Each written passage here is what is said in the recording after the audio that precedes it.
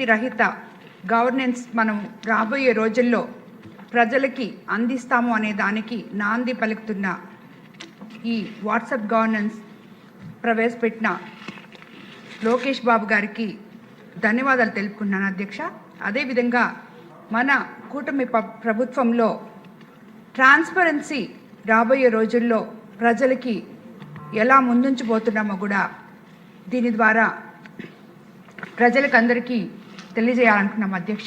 ముందుగా అధ్యక్ష, e governance మనము వాట్సాప్ గవర్నెన్స్ మనం ప్రవేశపెట్టబోయే ముందు ప్రతి ఒక్కరికి కూడా అట్టడుగు ప్రజలకు దగ్గర నుంచి గ్రామాల్లో సచివాలయాల్లో ముందు అవగాహన సదస్సులు కల్పించాలని చెప్పి నేను మిమ్మల్ని కోరుకున్నాను అధ్యక్ష. ఎందుకంటే ఈ అసెంబ్లీలో ఉన్న మా అందరి ఎమ్మెల్యేలకు కూడా అందరికీ దీని గురించి అంత గొప్పగా అవగాహన లేదు అధ్యక్ష.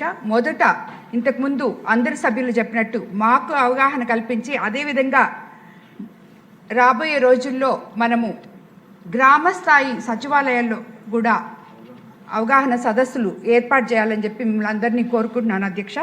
అదేవిధంగా దేశంలో 95% మందికి పైగా 12 అంకెల సంఖ్య ఉన్న ఆధార్ కార్డు కలిగి ఉన్నారు అధ్యక్ష. ఇది 2010లో ప్రారంభమైంది అధ్యక్ష.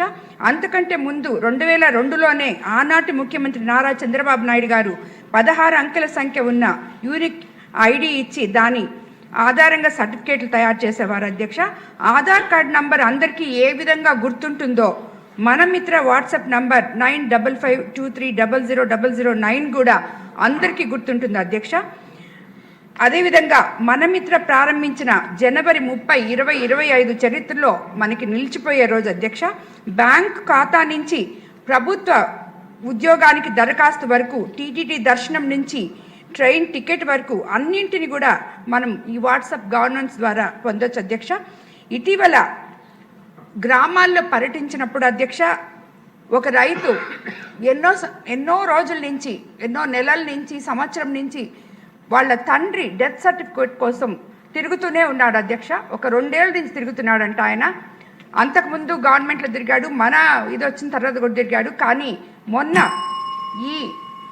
మనకి ఈ వాట్సాప్ గవర్నెన్స్ వచ్చిన తర్వాత ఆయన అప్లై చేయగానే వెంటనే అది ఆయన చేతికి అందింది అని చెప్పి చాలా సంతోషంగా చెప్పగలిగారు అధ్యక్ష.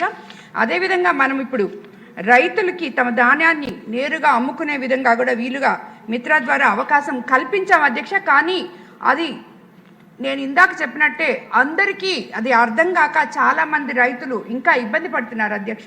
కాబట్టి ఫస్ట్ వాళ్ళకి ఆ రైతులు వాళ్ళంతటా వాళ్ళు అప్లై చేసుకొని ఆ ధాన్యం అమ్ముకోగలిగితే ఎంతోమంది దళారుల వల్ల వీళ్ళందరి వల్ల వాళ్ళు పడుతున్న ఇబ్బందుల్లో నుంచి బయటికి రాగలరు అధ్యక్ష. అదేవిధంగా ఈ వాట్సాప్ గవర్నెన్స్ మనం ప్రవేశపెట్టేటప్పుడు అధ్యక్ష, సైబర్ నేరగాళ్ల బారి నుండి గ్రామీణ ప్రాంత ప్రజలు నష్టపోకుండా వాట్సాప్ గవర్నెన్స్పై ప్రజలకు మనము అవగాహన కల్పించాలి అధ్యక్ష. ఫైబర్ నెట్ ఇతర మాధ్యమాల ద్వారా ప్రజలకు దీనిపై అవగాహన కల్పించాలి అధ్యక్ష. మన మిత్ర ఉపయోగించడం వల్ల పౌరులు వ్యక్తిగత డేటా చోరీకి గురవుతున్నట్లు కొందరు చేస్తున్న దుష్ప్రచారాల్ని మీరు తిప్పి కొట్టగలిగే విధంగా మీరు అందరికీ కూడా అర్థమయ్యేలా దీన్ని వివరించాలని చెప్పి నేను కోరుకుంటున్నాను అధ్యక్ష. ధన్యవాదాలు అధ్యక్ష.